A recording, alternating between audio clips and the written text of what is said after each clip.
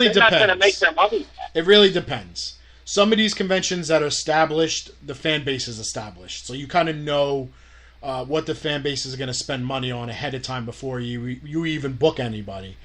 With these WWE encyclopedias, there's I think 6 issues now, so a lot of these people want to get everybody that's in it signed. They want them to sign their photo. So, guys like a Danucci, a Gurria, a Don Morocco, guys like that, they make their fair share of money.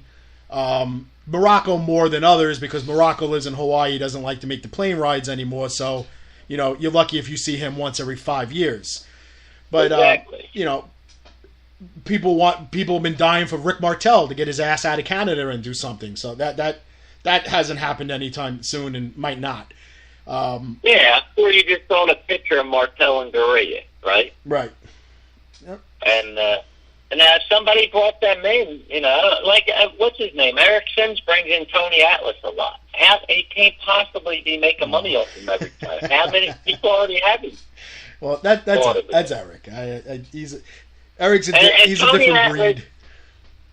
Out of all the guys I've ever used, Tony Atlas is one of the nicest guys. He would do anything. Oh no, he's a nice guy. He's a nice guy, but I mean, Eric's got his own thing. I think he's starting to now realize he needs to branch outside of Val Venus, Tony Atlas, and Gene Snitsky. I mean, I was there at the last Icon, and it was Tony Atlas and Mark Henry. They hardly had nobody come up there. Even Mark Henry was just, in WWE.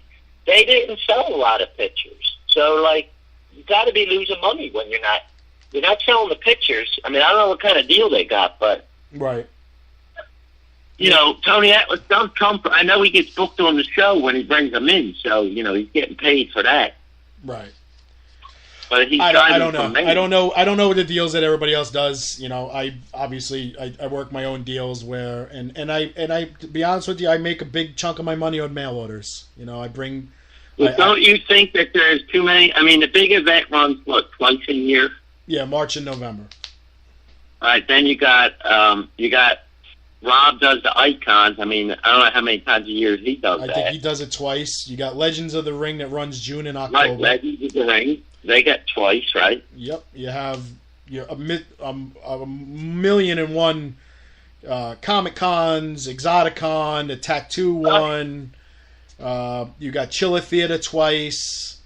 Monster Mania. Yeah, Monster Mania. I mean, there's a bunch. Chad just ran his in Atlantic City. So, I mean, there's a bunch of them. And then WrestleCon will be in town in April, with WrestleMania weekend. Right. So, I agree. There's too many, and it makes it hard. I mean, we literally had 2 shows based on conventions and the problems that it's been causing the promoters of these conventions to bring in, new fresh faces for their super tickets and stuff. It's rough. You got to get creative, and you got to bring in the right guests. I mean, you can't keep rolling out the same people over and over again and expect, the same fan base that shows up basically to every show. You can't expect them to buy the same person every single show. So, right, but when you see somebody getting released, like say Emma when she got released, now, I don't know. The rumor was 2,500. I don't know if it was 1,500 or 2,500. It definitely wasn't 25. I had her the first weekend she was out. Right, that's when you get her when she first comes out. But then when there's still, she's still at every little convention. By the time you get to the the 5th one, people have already met her, and you're not going to make money if you're not the first one. You're not going to make the money back on her. I mean, she gets brought in this area by the same company, so I'm guessing by now they probably get great deals on her, and sex sells. Well, they get, these women women draw. They get the friend rate. Probably. There's a friend rate and a mark rate, so they get the friend rate. Right. And like I said, sex sells. So the females always seem to make decent money. Obviously. The better looking they are, the more money they make, and I mean it's kind of the way it is. You run women's program, you see who's making money on gimmick, who's not. So I mean, it is what it is when it comes to that. I mean, it's not going to change unless everybody decides to run once a year instead of twice because, obviously you run once a year, it just makes it more of a demand because it's not as often. But I mean, I heard Bret Hart was at, I forget what convention it was, but he was just sitting there. I mean, because now everybody's already got Bret Hart, I have no idea. Every time I've seen Bret Hart, he's had a line. Every time I've seen him, so I have no idea. I mean, I know at WrestleMania weekend in New Orleans, a couple of my friends brought in Bret Hart, Jim the Anvil Neidhart, and Jimmy Hart. They had the Hart Foundation photo ops. They did very well, and just the photos I've seen everywhere Bret Hart goes, he seems to make money. I don't know about some of the other guys. Like, I don't know about, Sting. I wasn't in the room with Sting and Goldberg. I was in the vendor room. And I didn't really know what was going on. But, I mean, as far as I know, Sting usually draws wherever he goes. But it's going to get to the point where, Sting's going to be a name where he's going to run out of steam. So, I mean, it all happens. It happens in cycles. You got a cycle with 5 years, you see these guys...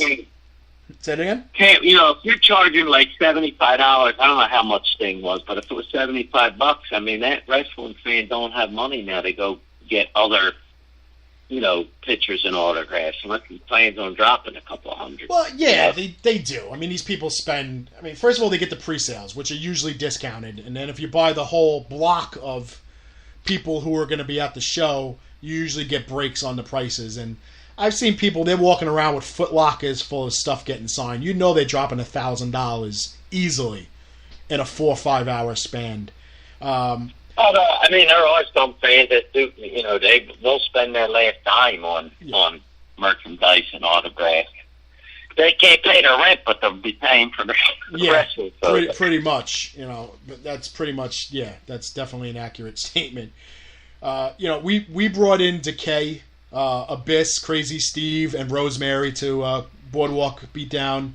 They've never done a signing as a trio since they left Impact Wrestling. Obviously, Abyss is still and Rosemary is still there, but as a trio, I did very well with them. Very, very well with them. I did great on pre-sales. I had them at Boardwalk Beatdown, and we did another signing on Sunday in a mall, and we did very well. So but that's what I do. I try to bring out that rare person, that person that hasn't been around in a while or hasn't been around at all, or that photo op that people really haven't had a chance to do. We try to get all that done. We tried to do the Team Madness back in what was that? Last November. We had Molly Holly, we had Medusa, and we tried to do the Team Madness with Gorgeous George. Stuff like that. A signing that as a trio hasn't been done often. If they do certain things, I remember one of the conventions did the cage where they had Morocco and Snuka, and you got your picture with them in the cage. Stuff like that's cool. I like that stuff. Something like that. Piper's Pit they did. They had the Piper's Pit background. Right. They need to do more things like that at the convention. No, absolutely. When we did a show down in Allentown when I don't know if you know Bud Carson.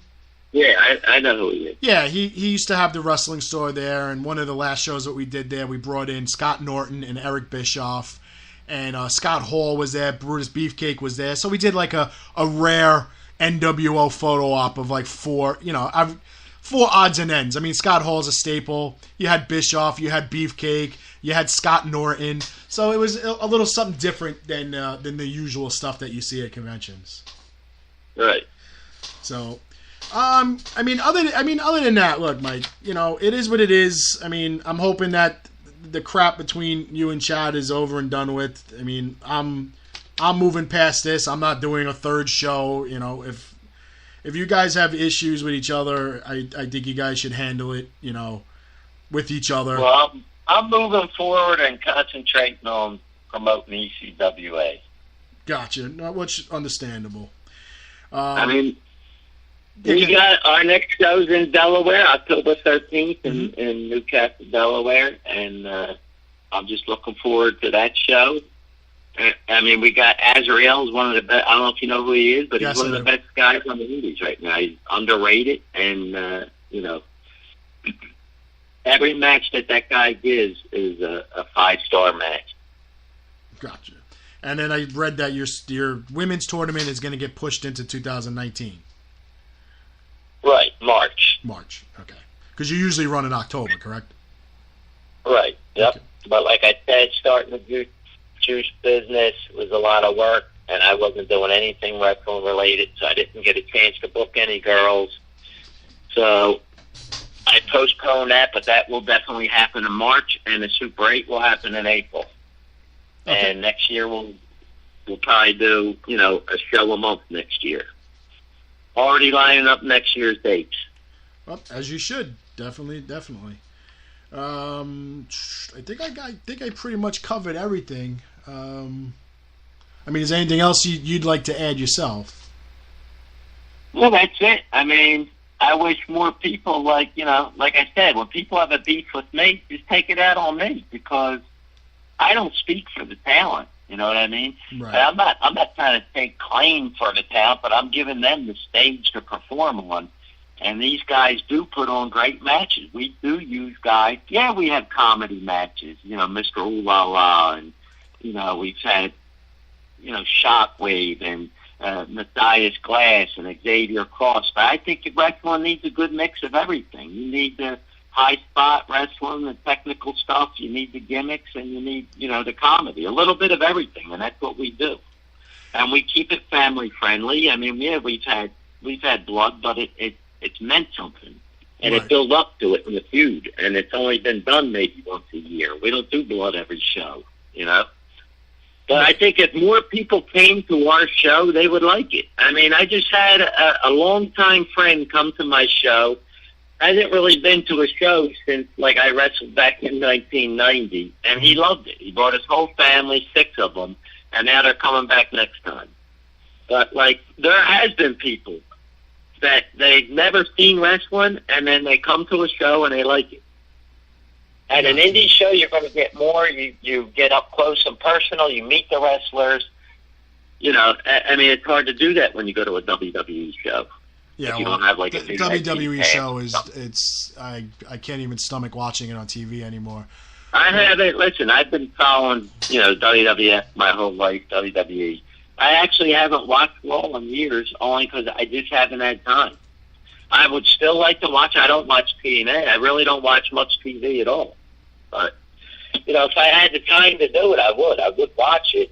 Even though everybody says, "Oh, that sucks, it's bad," but everybody's still watching. They're on Facebook as the pay-per-view is on, and they're putting down the matches, but they're still tuning in.